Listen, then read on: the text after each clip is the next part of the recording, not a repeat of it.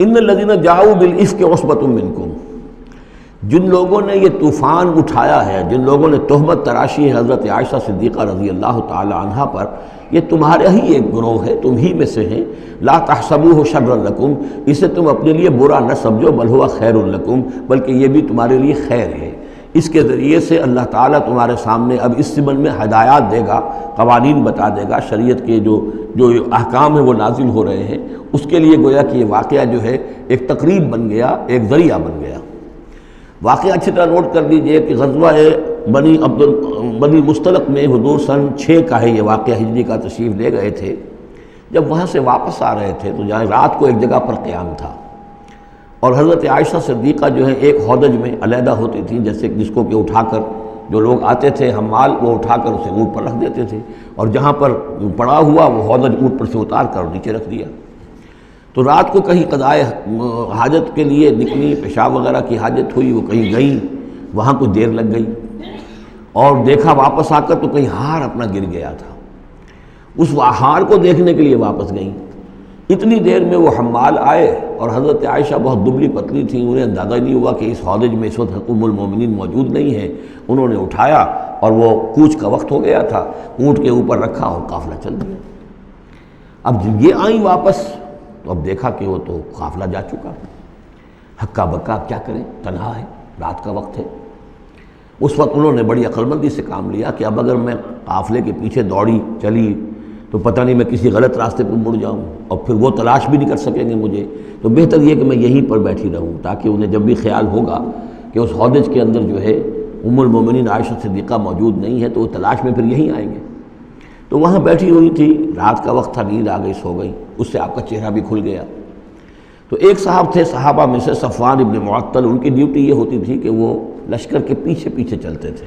لشکر چل رہا ہے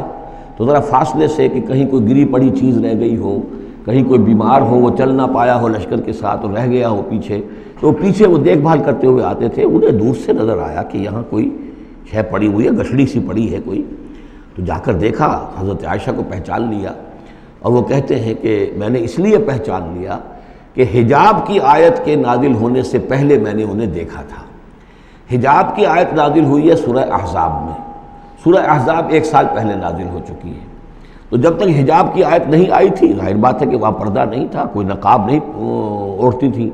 خواتین، اور نہ امہات المومنین، لہذا پہچانتے تھے۔ تو وہ چونکہ چہرہ کھلا ہوا تھا ام المومنین کا، تو انہوں نے کہا انا للہ و انا الیہ راجعون، یہ الفاظ جو کہے تو حضرت عائشہ کی آنکھ کھل گئی، اور وہ پھر اٹھ کر بیٹھی، انہوں نے اپنا کپڑا درست کیا۔ لیکن پھر انہوں نے یہ کیا صفوان ابن معطل نے کہ اپنا اونٹ بٹھا دیا، خاموشی کے ساتھ حضرت عائشہ اس پر سوار ہو گئیں، اور وہ آگے اس کی وہ نکیل پکڑ کر وہ چلتے گئے اور قافلے میں پہنچ گئے۔ وہاں عبداللہ ابن ابی نے شور مچا دیا کہ خدا کی قسم تمہارے نبی کی یہ بیوی جو بچ کر نہیں آئی ہے، مطلب یہ کہ یہ تو اب یہ معاملہ جو رہا ہے، تنہائی رہی ہے، علیحدہ رہے ہیں، تو گویا کہ زنا کا معاملہ ہو گیا ہے۔ یہ اس کی جو بھی اس کی گندی سوچ تھی، ظاہر بات ہے کہ مکھی تو گندگی پر بیٹھتی ہے، اس کو تلاش رہتی ہے گندگی کی، اس کے لیے تو یہ ایک موقع مل گیا ایک اسکینڈل اٹھانے کا۔ یہ اسکینڈل بڑھتے بڑھتے ایک طوفان بن گیا، اور اس میں بعض جو ہے بہت ہی مخلص لوگ بھی، حضرت حسان ابن ثابت رضی اللہ تعالیٰ عنہ جو دربار نبوی کے گویا کہ سرکاری شاعر تھے، ان کا بھی معاملہ اس کے اندر ایسا ہو گیا کہ وہ بھی ملوث ہو گئے۔ تو یہ ہے واقعہ افک کا۔ لیکن اس کے بعد قرآن مجید میں پھر یہ آیات نازل ہوئیں، اللہ تعالیٰ نے برات کر دی، اور پھر یہ کہ ان کی پاک دامنی اور پاک بازی جو ہے وہ ثابت ہو گئی، اور اس کے بعد یہ معاملہ رفع دفع ہو گیا۔ ان الذین جاؤوا بالافک عصبۃ منکم لا تحسبوہ شرا لکم بل ہوا خیر لکم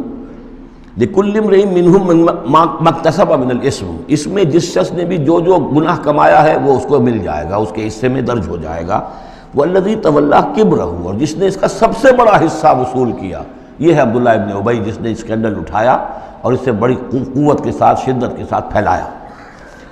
والذی تولی کبرہ منہم لہ عذاب عظیم، اس کے لیے تو پھر بہت بڑا عذاب ہے۔ لولا اذ سمعتموہ، مسلمانوں تمہیں کیا ہو گیا، کیوں نہ ایسا ہوا کہ جب تم نے یہ سنا تھا، ظن المؤمنون والمؤمنات بانفسہم خیرا، تو مومن مرد اور مومن عورتیں اپنے بارے میں اچھا گمان کرتی، یعنی یہ کہ حضرت عائشہ کے بارے میں ان کے بارے یہ گمان ہونا چاہیے تھا، انہیں فوراً کہہ دینا چاہیے تھا، وقالوا ھذا افک مبین، اور وہ کہتے فوراً کہ یہ تو کوئی بہت بڑی تہمت ہے۔ لولا جاؤ علیہ باربعۃ شہداء، کیوں نہیں وہ لے کر آئے 4 گواہ، اگر تو ان کے پاس گواہ تھے یہ بات کہنے کے لیے تب تو زبان کھولنی چاہیے تھی، اگر 4 گواہ نہیں تھے تو انہیں زبان بند رکھنی چاہیے تھی۔ فَإِذْ لَمْ تَأْتُوا بِالشُّهَدَاءِ، اس لیے کہ یہ 4 گواہوں والی آیت جو ہے یہ سورہ نساء میں اتر چکی تھی،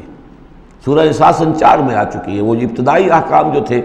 کہ 4 گواہ ہونے چاہیے اس معاملے کے اندر، یہ آیت سورہ نساء میں آ چکی ہے۔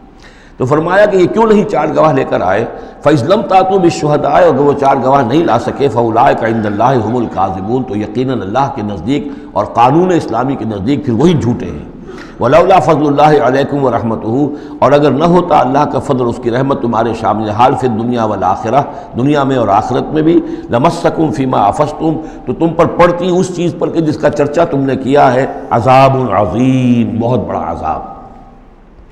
اس تلقونہ بألسنتکم، یہ اصل میں انسانوں کی ایک عام کمزوری ہوتی ہے، اس طرح کی بات جو ہے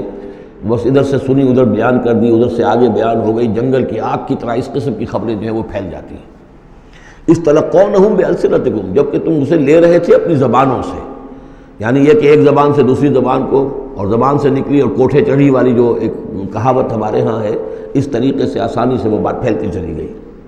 وَتَقُولُونَ بِأَفْوَاهِكُمْ، اور تم کہہ رہے تھے اپنے منہوں سے مَا لَيْسَ لَكُمْ بِهِ علم، جس کے لیے تمہارے پاس کوئی علم نہیں تھا، کوئی دلیل نہیں تھی، کوئی بنیاد نہیں تھی، کوئی گواہی نہیں تھی، کوئی معلومات کی کوئی سورسز نہیں تھی۔ وَتَحْسَبُونَهُ هَيِّنًا، اور تم اسے سمجھ رہے تھے کہ بہت ہلکی بات ہے، معمولی سی بات ہے۔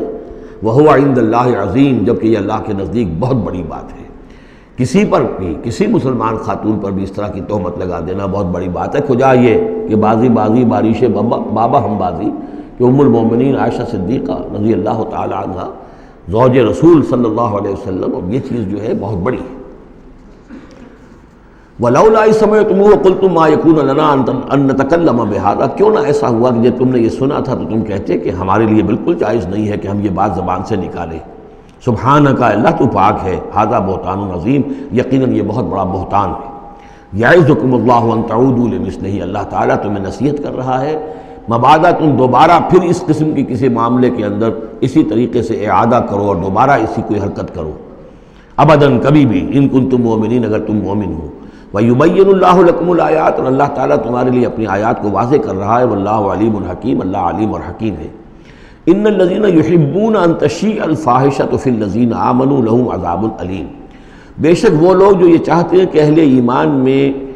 بے حیائی کا چرچا ہو جائے تو ان لوگوں کے لیے بہت دردناک عذاب ہے۔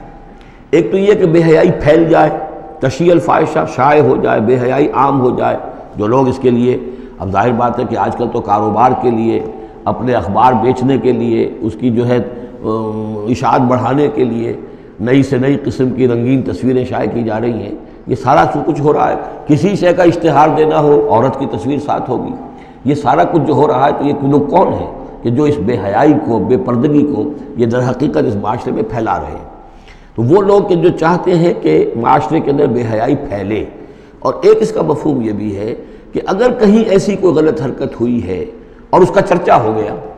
یہ آج ہمارے اخبارات کے اندر بہت بڑے پیمانے پر ہو رہا ہے، یہ اسکینڈلز شائع کر دیتے ہیں۔ اب وہ بات صحیح بھی ہے یا نہیں، غلط ہے تب بھی، لیکن ایک بات ہے، اس کا چرچا ہو گیا، پورے دنیا کے اندر پہنچ گئی۔ اب ظاہر بات ہے کہ بچے بھی پڑھتے ہیں، بچیاں بھی پڑھتی ہیں، ان کے لیے تو گویا کہ یہ ایک ان کی معلومات کا ایک کھاتہ کھل گیا کہ ایسا بھی ہوتا ہے، جس طریقے سے آج کل ہو رہا ہے معاملہ، اس کے جس طریقے سے اخبارات میں شائع کیا جا رہا ہے، تو اس کی اس اشاعت کے اندر خرابی کا پہلو زیادہ ہے، مضر پہلو زیادہ ہے۔ اگر ہے بھی ایسا معاملہ، اگر تو سزا کے قابل ہے تو گواہی دو اور سزا دلواؤ، اور ایسی سزا ہو کہ جس سے ایک کو سزا ہو اور ہزاروں کو ہوش آ جائے، اور اگر نہیں ہے تو خاموش ہو، اس کے اوپر زبان کھولنا بھی جو ہے در حقیقت بہت بڑا جرم ہے۔ ان الذین یحبون ان تشیع الفاحشۃ فی الذین آمنوا لہم عذاب علیم فی الدنیا والآخرہ، دنیا میں بھی اور آخرت میں بھی۔ واللہ یعلم وانتم لا تعلمون، اللہ جانتا ہے اور تم نہیں جانتے۔ ولولا فضل اللہ علیکم ورحمتہ، اور اگر اللہ کا فضل نہ ہوتا تم پر اور اس کی رحمت نہ ہوتی تو یہ تو طوفان ایسا اٹھا تھا کہ اس کے بڑے دور تک نتائج نکل سکتے تھے، یہ محذوف ہے۔ وان اللہ رؤوف الرحیم، تو اللہ بہت رؤوف ہے اور رحیم ہے۔ یا ایھا الذین آمنوا لا تتبعوا خطوات الشیطان، اہل ایمان شیطان کے نقش قدم کی پیروی نہ کرو۔